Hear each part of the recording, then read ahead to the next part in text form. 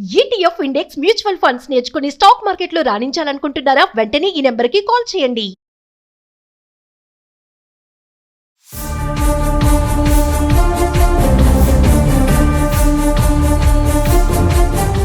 నమస్తే, welcome back to Suman TV. Present మనతో పాటు ఉన్నారు అనలిస్ట్ మందర్ కృష్ణారెడ్డి గారు. నమస్తే సార్. నమస్తే అమ్మా. సార్, గోల్డ్ ప్రైసెస్ గురించి మనం మాట్లాడుకుంటున్నాం. అది చూస్తూ ఉండగానే 1,06,000 అయితే వచ్చేసింది. ట్రంప్ 50% టారిఫ్ ఎఫెక్ట్ ఉంటుందంటారా? డెఫినెట్గా కొంత ఉండే అవకాశాలు ఉన్నాయి. దానికి తోడుగా ఎప్పుడైతే టారిఫ్ ఎఫెక్ట్ బాగా పెరిగిపోయిందో ఫ్లక్చువేషన్ స్టార్ట్ అయిపోయింది విపరీతంగా. స్టాక్ మార్కెట్ అంతా కూడా ఫ్లక్చువేట్ అవుతుంది. 1000 పాయింట్లు, 1300 పాయింట్లు, 700 పాయింట్లు తగ్గిపోవడం, దానివల్ల అతలకుతలం అయిపోయే పరిస్థితి ఏర్పడింది. ఒక్క మన ఇండియాకే కాదు, బ్రెజిల్ లాంటి దేశాలకు, ఇంకా కొన్ని దేశాలకు కూడా టారిఫ్లు విపరీతంగా పెంచేశాడు.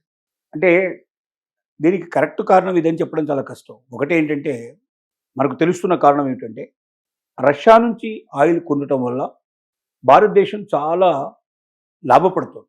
ప్రపంచంలో ఏ దేశం సప్లై చేయనంత తక్కువ రేట్లో ఆయిల్ సప్లై చేస్తుంది.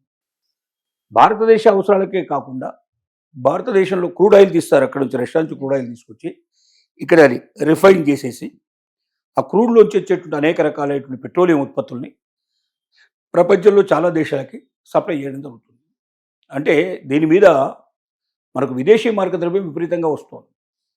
ఇది పెద్ద బిజినెస్ అయిపోయింది. ఒక రకంగా చెప్పాలంటే, ఇతర దేశాల నుంచి ఏ వస్తువుకు ఇంత డబ్బు మనం ఆదా చేసే అవకాశం లేదు, ఇంత తిరిగి ఎక్స్పోర్ట్ చేయడానికి అవకాశం లేదు. దీనివల్ల భారతదేశం రోజు రోజుకు బలపడుతుంది. త్వరలోనే ఇది 3వ స్థానంకి రావడానికి అవకాశం ఉంది. ఆ తర్వాత 2వ స్థానం వచ్చే చివరికి అమెరికాను మించిపోతుందేమో అనేటువంటి భయాందోళనలు కూడా ఉన్నాయి. ప్రపంచంలోనే అగ్రగామి దేశంగా భారతదేశం ఉండడానికి అనేక రకాల కారణాలు ఉన్నాయి.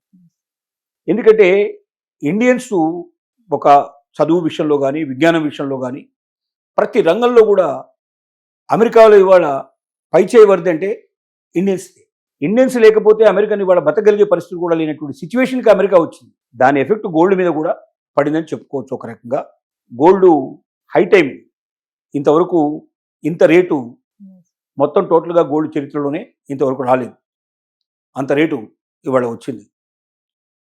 ఇది ఇంతే ఉంటుందా, ఇంకా బాగా పెరిగిపోతుందా అని చెప్పడం చాలా కష్టంతో కూడుకున్న పని. ఇప్పుడు చైనాలో జరుగుతున్నటువంటి ఏదైతే షాంఘై సంబంధించినటువంటి ఒక సమావేశం లోపల అక్కడ 3 దేశాలు కలిశాయి.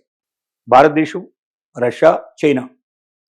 ఈ 3 దేశాలు కలిసి ఇప్పుడు కరెన్సీ డాలర్ బదులుగా బ్రిక్స్ కరెన్సీని కానీ మరో కరెన్సీని కానీ ప్రమోట్ చేయాలని నిర్ణయించుకుంటే డాలర్ అమాంతం పడిపోతుంది. డాలర్ విపరీతంగా పడిపోతే దాని ఎఫెక్ట్ బంగారం మీద ఉండే అవకాశాలు ఉంటాయి. అలాగే ఇప్పుడు ఈ 3 దేశాలు కలిసాయంటే ఆటోమేటిక్గా ట్యాక్సెస్ మొత్తం తగ్గిపోయే అవకాశాలు ఉన్నాయి. ఇంకోటి, అమెరికన్ ప్రెసిడెంట్ ఆరోగ్యం సరిగ్గా లేదు అని వార్తలు అందుతున్నాయి. వైస్ ప్రెసిడెంట్ అవసరమైతే నేనే ప్రెసిడెంట్గా వ్యవహరిస్తానని కూడా ప్రకటించడం జరిగింది, స్టేట్మెంట్ ఇవ్వడం జరిగింది. ఈ కారణాలు కూడా కొంత పనిచేసే అవకాశాలు ఉన్నాయి. ఎందుకంటే ఒకవేళ ట్రంప్ వ్యవహార శైలి సరిగ్గా లేదు కాబట్టి, ట్రంప్ ఒకవేళ అనారోగ్య పరిస్థితుల్లో పక్కకు తప్పుకుంటే వైస్ ప్రెసిడెంటే ప్రెసిడెంట్ అయితే ఆయన మన ఆంధ్రప్రదేశ్ అల్లుడు. వైస్ ప్రెసిడెంట్ భార్య ఆంధ్రప్రదేశ్ కోనసీమ అమ్మాయి. ఇక్కడ నుంచి వెళ్ళి అక్కడ సెటిల్ అయిపోయి అక్కడ వైస్ ప్రెసిడెంట్ మ్యారేజ్, అంటే వైస్ ప్రెసిడెంట్ కాకముందే ఆయన మ్యారేజ్ చేసుకుంది. ఆవిడ మ్యారేజ్ అయిన తర్వాత 2 పిల్లలు పుట్టిన తర్వాత ఆయన వైస్ ప్రెసిడెంట్ అయ్యాడు. డెఫినెట్గా భారతదేశం మీద ఆయన వైస్ ప్రెసిడెంట్ కాగానే ఇండియాకి వచ్చారు. వాళ్ళు అత్తారింటికి వెళ్ళొచ్చే ప్రయత్నం లేదు, అత్తారు వాళ్ళు వచ్చి కలవడం ఏదో జరిగింది. మొత్తం మీద ఇక్కడికి ఇండియాకి వచ్చారు, ఇక్కడ ఉన్నారు వాళ్ళు. అంటే వెంటనే ఎవరి స్వస్థలం మీద వాళ్ళకి, ఎవరి పుట్టిన దేశం ఊరి మీద వాళ్ళకి ఖచ్చితంగా ఒక అభిమానం అనేది ఉంటుంది. మరి భర్త అయినప్పుడు భార్య మీద కూడా, భార్య పుట్టింటి మీద కూడా కొద్ది గొప్ప అభిమానం ఉండే అవకాశాలు ఉంటాయి. భారతదేశం మీద కూడా అభిమానం ఉండే అవకాశాలు ఉంటాయి. తద్వారా పరిస్థితులన్నీ కూడా మళ్ళీ తిరిగి తారుమారే అవకాశాలు ఉంటాయి. ఏది ఏమైనా జరగవచ్చు. కాబట్టి ఇవాళ ఉన్న రేటు నిజం, ఖాయం. పెరిగే అవకాశాలు ఉన్నాయంటే ఒకవైపు కనబడుతున్నాయి, కొంత పెరిగే అవకాశాలు కనబడుతున్నాయి. తగ్గే అవకాశాలు ఉన్నాయంటే దానికి కూడా పాసిబిలిటీస్ కనబడుతున్నాయి. కాబట్టి ప్రపంచ దేశాల లోపల, ప్రపంచంలో జరిగేటువంటి అనేక రకాల సంఘటనల మీద ఖచ్చితంగా బంగారం అనేది, దాని రేట్ అనేది ఆధారపడి ఉంటుంది. కాబట్టి రేటు పెరిగినా తగ్గినా ఆశ్చర్యపడాల్సిన అవసరం కానీ, ఎంత పెరిగినా ఎంత తగ్గినా మ్యాక్సిమంగా పెరిగితే 125, 130 దాకా ఇటు పెరగచ్చు. 1,30,00,000 దాకా పెరిగే పాసిబిలిటీస్ ఉన్నాయి. డౌన్ అయితే కూడా 75,000-70,000 దాకా వచ్చే పాసిబిలిటీస్ ఉన్నాయి. ఇంతకన్నా రేంజ్ పెరగదు, అంతకన్నా పెరగదు, ఇంతకన్నా తగ్గదు, వీటి మధ్యలోనే తిరుగుతూ ఉంటుంది.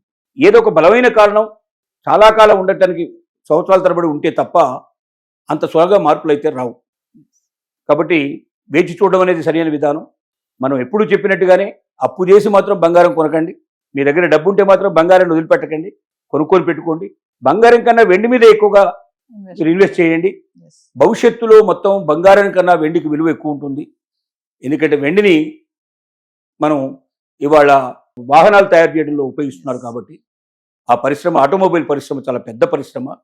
ఆ పరిశ్రమలో కోట్ల వెహికల్స్ తయారవుతాయి. ఒక్కొక్క వెహికల్కి సుమారుగా 80 కిలోలు 90 కిలోలు వాడుతున్నారంటే వెండిని కొన్ని కోట్ల వెహికల్స్ వచ్చినప్పుడు ఎంత వెండి కావాల్సి వస్తుంది చూడండి. అంత వెండి నిజంగా కొనుగోలు ప్రారంభమైతే వెండి ధర అమాంతంగా ఇంకా పెరిగిపోతుంది. ఇప్పుడు కొంత పరిశోధన దశలో ఉంది కాబట్టి ఇప్పుడిప్పుడే పెరుగుతుంది దాని యొక్క వాడకం. ఈ పరిశోధన దశ పూర్తయిపోయి వెహికల్స్లో దాన్ని వాడటం వల్ల ఖచ్చితంగా దృఢత ఉంటుంది, ఇంకా ఎక్కువగా మన్నిక ఉంటుంది, అది ఇంకెక్కువ మైలేజ్ వస్తుంది. ఇలాంటి అవకాశాలు ఉన్నాయని చెప్తే మాత్రం ఖచ్చితంగా దాన్ని వాడటం ప్రారంభిస్తారు. అది బాగా వాడినట్టయితే ఖచ్చితంగా వెండి ధర అమాంతంగా పెరిగిపోయే అవకాశాలు ఉన్నాయనేది అర్థం చేసుకోవాల్సిన అవసరం ఉంది. Thank you.